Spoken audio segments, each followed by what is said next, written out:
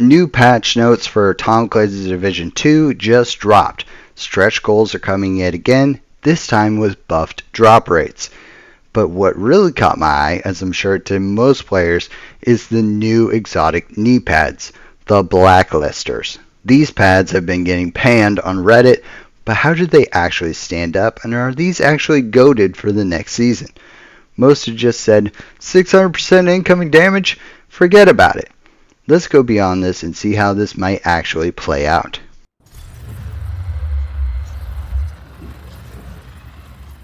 Subscribe to join our gaming community. It's fast and free, and we'd love to have you. We're almost to our 2,000 sub goal. Make sure you watch to the end of the video, as there's some unexpected things that I discovered as I analyzed this new exotic. And if you enjoyed this video, check out our playlist for more like it, and hype this video so that more players can get to see it. Alright, on with the video. So first off, let's tackle that elf in the room.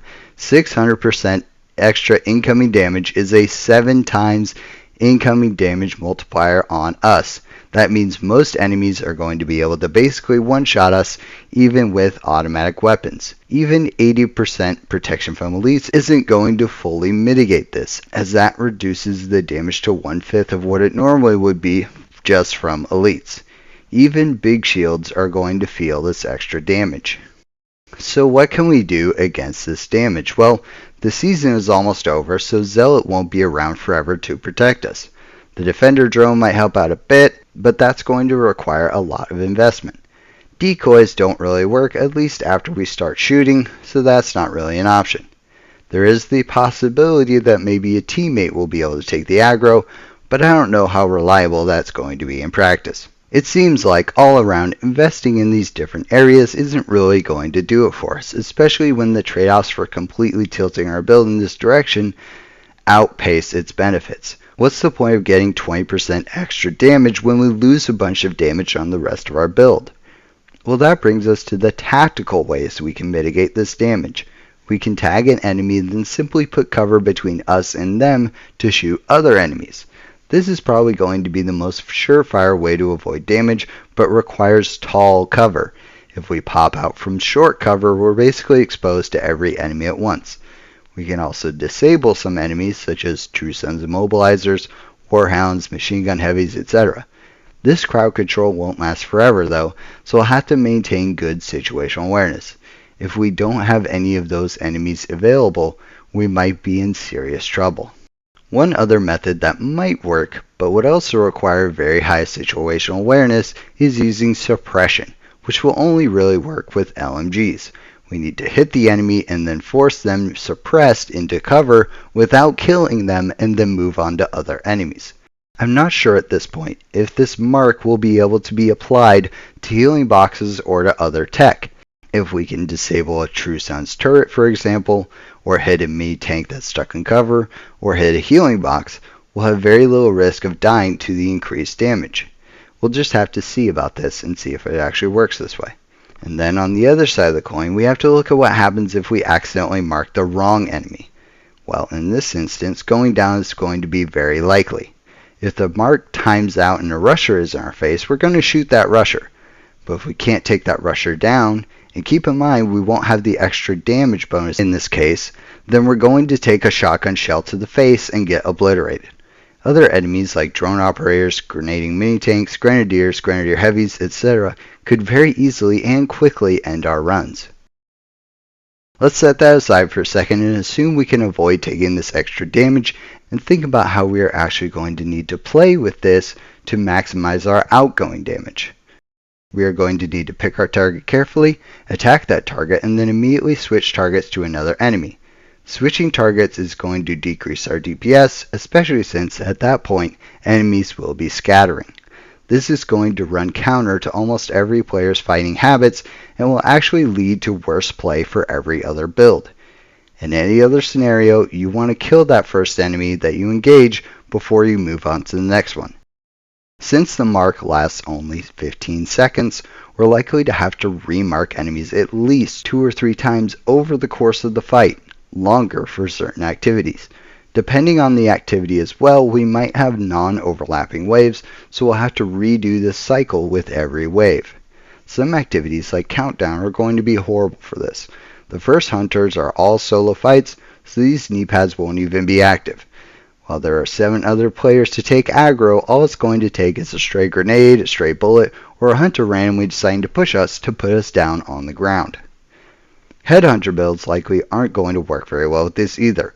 If we hit an enemy with an AR, for example, just to get the mark, it's going to make our follow-up shot that much harder to get and get those headhunter stacks going. Plus, these builds don't really need the extra damage. Negotiator's Dilemma might be one of the only weapon damage focused sets that's worth taking with this. You're already having to mark targets and switch targets, and the Blacklister damage bonus should probably transfer to the Blacklister enemy through the Negotiator's mark transfer damage. This is speculative at this point, and we'll just have to see how this actually works in game. At this point, you might be thinking, understandably, that these kneepads are straight up trash.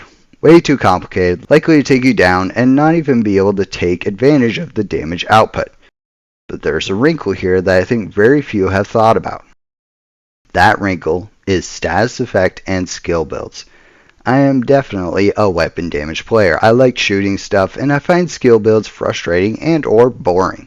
These kneepads specifically say amplify damage instead of amplify weapon damage, so I'm hoping it applies to all damage, that being damage from skills and status effects as well, just like Glass Cannon. If we're using a fire status build, we're going to get that crowd control that we need to prevent our marked enemy from firing back, while making full use of that extra damage for both our weapon and our skills. The bummer for this will be not being able to use something like the Vial Mask or Catalyst, but I don't play with status effects enough to really understand the trade-off here, so put your opinions on that in the comments.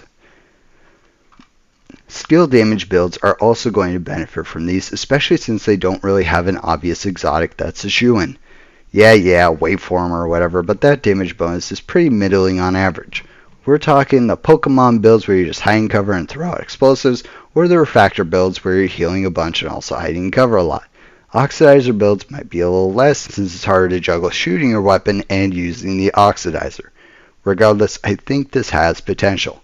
In all of these scenarios, however, I think we can all agree that the damage bonus needs to be higher. 20% is okay, but players are inevitably going to go down a lot more from the incoming damage, or at the very least spend a lot of time hiding and repairing. Also, the last enemy is always going to take less damage, so if there's only 4 enemies in a wave, that's already 25% of that average damage bonus that we've lost. That, combined with the initial DPS loss at the beginning of the fight, which is arguably the most important stage of every fight, is seriously deprecating the actual damage bonus of this piece. I would like the damage bonus to be 60%, at least at the beginning. That might be overpowered, but if it isn't overpowered, no one is going to bother with the frustration or complexity of playing with this piece. It could always be tuned down to 40% or 35% later, which I think could possibly be where the balance lies. I mean, we can already use Overdogs at 30% amplified damage with a theoretical 100% uptime and no incoming damage penalty.